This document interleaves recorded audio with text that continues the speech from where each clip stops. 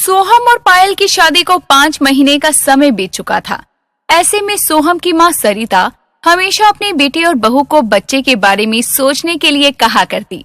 एक रोज सुबह के नाश्ते के समय अचानक ही पायल को उल्टियां आने लगती है, तो वो भागकर बाथरूम की तरफ जाती है।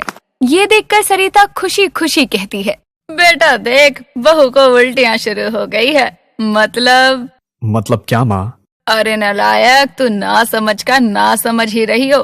बहू को आने दे, समझाती हूँ तुझे। सोहम अपनी माँ की बातें सुनकर सर खुजलाने लगता है। तभी पायल वहाँ आती है, तो सरिता उसकी ओर खुशी से देखती है, कहती है, अरे जुग जुग जी मेरी बहू, आज तूने मुझे बहुत बड़ी खुशखबरी दे दी है। खुशखबरी? कैसी खुशखबरी माँ जी? अरे यही कि तू पेट से है। ये क्या कह रही है माँ जी आप? और किसने कहा आपको ये? अरे इसमें कहने की क्या बात है, तेरे लक्षण ही बता रहे हैं। अभी तुझे उल्टी आई ना तो मैं समझ गई। माँ जी मेरी ना तबीयत खराब है, इसलिए मुझे उल्टी हुई। कल ही डॉक्टर से दवाई भी लेकर आई हूँ। आपके दिमाग में तो दिन रात बस बच्चे की ही बात चलती रहती है। लो माँ, अब आप समझ गई। उल्टी करने का मतलब प्रेग्नेंट होना ही नहीं होता, बल्कि तबीयत खराब होना भी हो सकता है। हाँ, रहने दे। अरे तुम दोनों तो मुझे दादी बनने का सुख देना ही नहीं चाहते। सब समझती हूँ मैं। माँ जी हर चीज का एक समय होता है। 5 महीने ही तो हुए हैं हमारी शादी को, इतनी भी क्या जल्दी है? अरे इसमें जल्दबाजी कैसी? 5 महीने क्या कम होते हैं? बहुत देख ले, मुझे खुशखबरी नहीं सुनाई ना तो मैं सोहम की दूसरी शादी कर दूंगी। माँ जी आप मुझे धमकी दे रही हैं? ठीक है, जाइए कर दीजिए शादी। मैं भी देखती हूँ कौन पसंद करती है आपके बेटे को। अरे एहसान मानिए मेरा कि मैंने आपके बेटे से शादी कर ली, वरना तो कोई भिखारन भी शादी नहीं करती। ये गुस्से में क्या क्या बोले जा रही हो तुम पायल? उसकी बात सुनकर सरिता गुस्से में वहाँ से चली जाती है। सरिता को जहाँ दादी बनने की आस थी, तो वहीं पायल इतनी जल्दी बच्चे की जिम्मेदारी के लिए तैयार नहीं थी। इस बात को लेकर दोनों में अक्सर कहासुनी हो जाया करती थी। एक दिन तो बहस इतनी ज्यादा बढ़ जाती है कि पायल गुस्से में अपने मायके चली जाती है। एक रोज सरिता सोहम के साथ मार्केट जाती है, तो उसे रास्ते में एक आवारा लड़का एक भिखारन के साथ बदतमीजी करते हुए दिखता है। मुझे जाने दो, मैं बहुत गरीब हूँ, मेरा रास्ता छोड़ दो। अरे तो हम तुम्हें पैसे देंगे ना, बस तुम्हें हमारी बात माननी होगी। ये देखकर सोहम को गुस्सा आ जाता है और वो उन लड़कों के पास जाकर उन्हें सबक सिखाता है। वो भिखारन डर के मारे सरिता के पीछे छुप जाती है।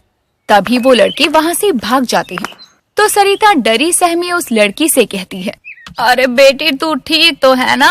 आप दोनों का बहुत बहुत धन्यवाद जो आपने मुझे बचा लिया, पता नहीं वरना आज क्या हो जाता। ऐसे आवारा लड़के तो होते ही लोगों को परेशान करने के लिए हैं। मुझे क्या पता था साहब, मैं ठहरी एक गरीब भिखारन, भीख मांगकर अपना पेट भरती हूँ। इनकी ऐसी हरकत से मैं एक पल तो डर ही गई थी। अरे भीख मांगने की जगह कोई काम भी तो कर सकती है ना तू। मेम साहब, मैं पढ़ी लिखी नहीं हूँ, भला मुझे कोई क्या ही काम देगा। ऐसा क्यों कहती हो? ऐसा है तो तुम हमारे घर पर साफ सफाई का काम कर सकती हो, क्यों माँ? सोहम की बात सुनकर उसकी माँ धीरे से सोहम को कहती है, अरे नालायक, ये क्या कह रहा है? एक बेकारन को अपने घर पर काम पर रखेगा तू?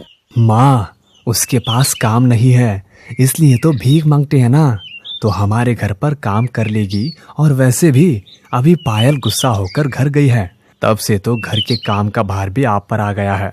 इसी बहाने आपकी मदद भी तो हो जाएगी। सोहम की बात से सरिता राजी हो जाती है और गरीब होने के कारण वो भिखारन भी उनके घर में काम करने के लिए राजी हो जाती है। बीतते समय के साथ रज्जो, जो कि गरीबी के कारण अब सरिता के घर में नौकरानी बनकर रहने लगी थी। ठीक कह रहे हो आप लोग, मैंने तो कभी इस तरह से सोचा नहीं था। अरे जीवन भर भाभी मेरे साथ अच्छाई का ढोंग करती रही, मुझे क्या पता था वे एक नंबर की लोमड़ी है, लोमड़ी। फिर क्या सोचा है मम्मी आपने? आप मकान के मुहूर्त में जाओगी या नहीं? अरे उनके मुहूर्त में जाए मेरी जूती, मैं नहीं जाने वाली।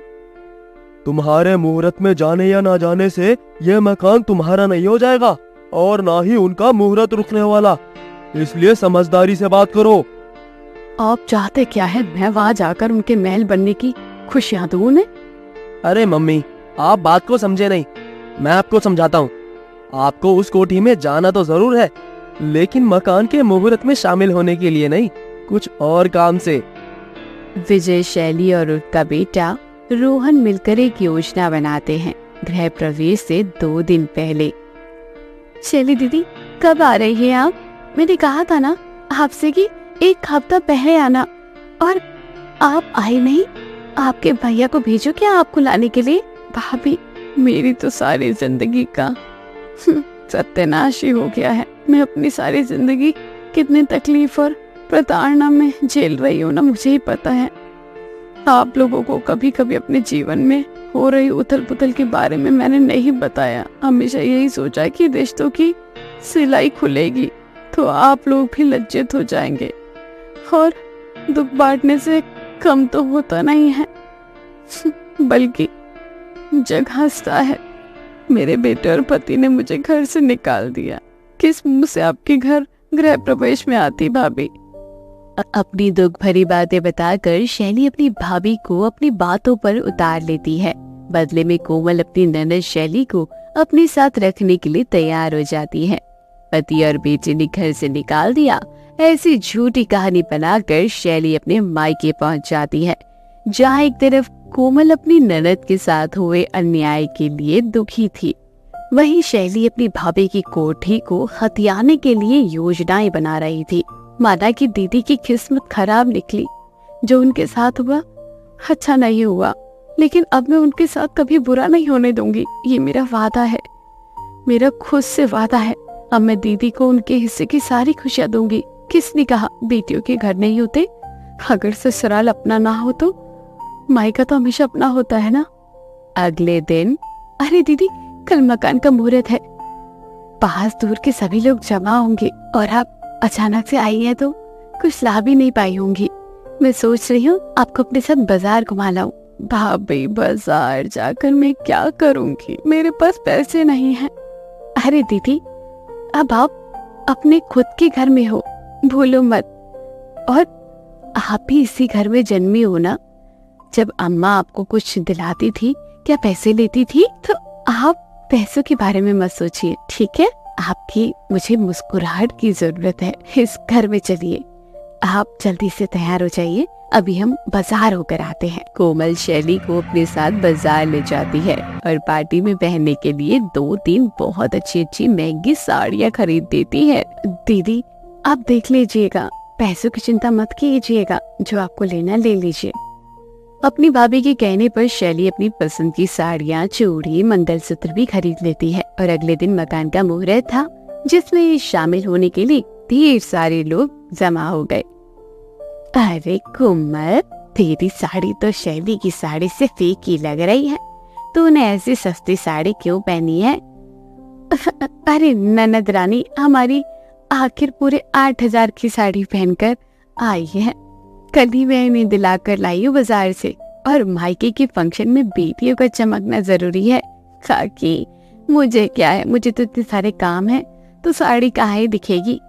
कोमल की दिलाई हुई साड़ी को लेकर सभी उसकी जमकर तारीफ करने लगते हैं। अरे काकी बता रही थी शैली की साड़ी तो पूरे 8,000 की है, कोमल ने दिलवाई थी, और खुद देखो कितनी सस्ती साड़ी पहनी है। हाँ भाई, मैं तो अपने घर के फंक्शन में खुद अच्छी ड्रेस पहनूं, किसी को ना दिलाऊं। फंक्शन खत्म होने के बाद, दीदी आपको ये कमरा पसंद तो आ रहा है ना? अगर किसी और कमरे में रहना चाहती हो तो वहां जाकर रह सकती हो, कोई परेशानी वाली बात नहीं है। और अभी सोनू को बुलाती हो, वे आपके पैरों की मालिश कर देगा। थकान हो गई होगी ना आप।